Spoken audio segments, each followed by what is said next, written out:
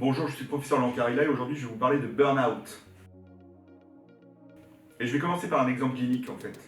Maxime, 35 ans, vient vous consulter pour une asthénie, une fatigue, une anxiété et de la tristesse, de l'humeur, avec des troubles du sommeil. Il est marié, il a un enfant et il est cadre dans une société.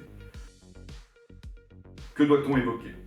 Eh bien, de façon systématique, il faut évoquer un problème physique, une dépression, une addiction à une ou des substances, une addiction à ce qu'il y a derrière les écrans, un burn-out ou un épuisement psychique, et il faut surtout rechercher aussi une addiction au travail sous-jacente. Le burn-out, c'est quoi?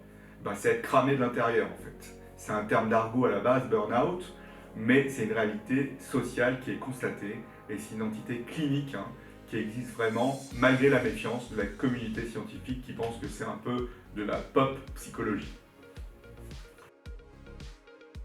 C'est Freudenberger qui est un psychiatre qui a décrit la première fois dans les années 70 cette notion de burn-out chez les volontaires qui travaillaient dans un centre pour toxicomanes, qui avaient une baisse des capacités émotionnelles, une perte de la motivation et une perte de l'engagement. En gros, le processus de burn-out se développe sur environ 12 mois et il va s'accompagner de symptômes psychiques et physiques. Alors il existe d'autres définitions, je ne vais pas rentrer dans les détails, mais des définitions du burn-out faites par Maslach, qui parle d'incapacité d'adaptation de l'intervenant à un niveau de stress émotionnel continu causé par l'environnement de travail. Vous voyez, c'est très très complexe. Passons directement aux caractéristiques et au profil type des personnes qui peuvent faire un burn-out.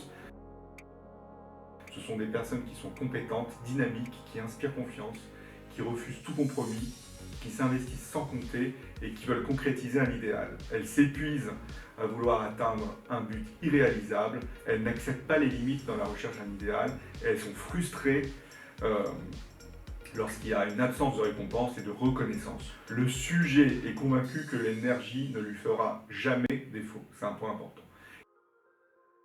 Et le burn-out, en fait, c'est une triade. Le point 1, c'est l'épuisement physique et ou psychique, avec un état proche du stress. Le point 2, c'est de la dépersonnalisation avec une perte d'empathie, un détachement excessif, un cynisme. Et le point 3, c'est un manque d'accomplissement personnel, avec des situations difficiles répétées, des situations démotivantes, une perte de l'estime de soi et surtout un sentiment d'inutilité. Alors, le diagnostic peut se faire à l'aide d'un questionnaire que vous aurez en accompagnement, c'est l'échelle de Maslach, c'est un auto-questionnaire de 22 questions.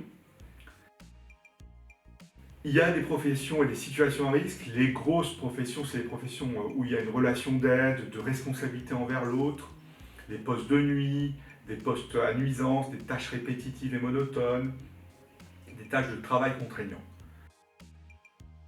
Alors comment s'installe ce burn-out? Au départ, il y a des signes cliniques aspécifiques et discrets, comme des troubles cognitifs, avec des troubles de l'attention, de la concentration, de la mémoire, un manque d'humour, des lapsus, une diminution de la rentabilité, une augmentation de l'implication afin de tenter de retrouver une efficience et une satisfaction antérieure, et on n'y arrive pas trop, une fatigabilité, un déni du surmenage et de la surcharge de travail.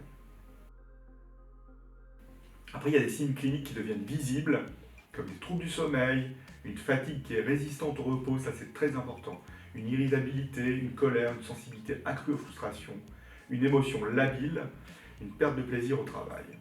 Il y a aussi des signes physiques, avec des maux de tête, des douleurs, des tensions musculaires, des variations de poids, des troubles digestifs, du transit, des nausées, même des vomissements. Il peut y avoir des infections ORL à répétition, des rhumes, des otites, et un usage de substances, de drogues, pour tenir le coup.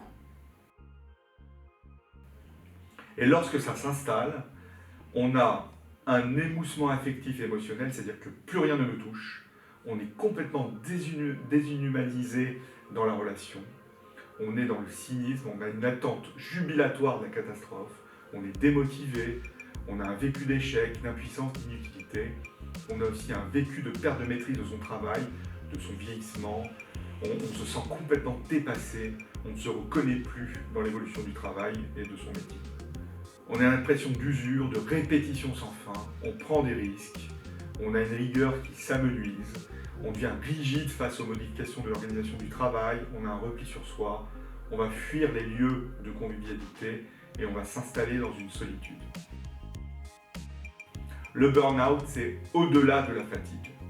La notion de seuil physiologique n'existe pas dans le burn-out. C'est-à-dire que si on fait un petit arrêt de travail, reprendre le travail, si on n'a pas résolu le problème, ça ne va pas résoudre les choses, le fait de s'être reposé quelques jours ou une semaine. Le burn-out donc, est non amélioré durablement par le repos. Et au total, alors c'est quoi un burn-out? C'est un état affectif négatif, avec des conditions de travail difficiles, on a une diminution marquée des performances, on avait un bon fonctionnement professionnel antérieur qui a disparu.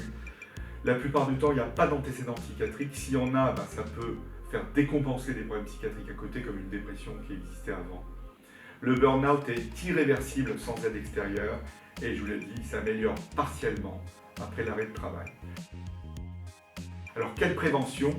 Il faut s'auto-évaluer, il faut faire intervenir un psychologue et la médecine du travail, il faut s'écouter, écouter les proches, améliorer la communication au sein professionnel, mais aussi dans d'autres registres de vie. Il faut revoir ses relations, il faut changer d'environnement temporairement, il faut évaluer le risque suicidaire et d'autres troubles psychologiques.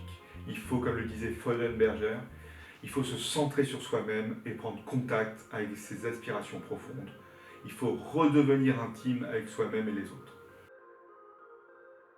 La conduite à tenir classique, c'est un arrêt de travail qui sert de tremplin, une prescription de médicaments et de psychothérapie de manière associée. Il faut hospitaliser s'il y a un risque suicidaire, s'il y a un tableau clinique psychiatrique grave ou un risque physique grave. Il faut travailler avec son médecin du travail. Il faut voir son médecin traitant. Il faut voir son psychiatre, son psychologue. Et il faut réorganiser le retour au travail. Et surtout, ne pas oublier, comme je l'ai dit au début de cette intervention, il faut rechercher des comportements addictifs associés à des substances et à d'autres comportements, et il faut rechercher une addiction au travail. Je vous remercie pour votre attention.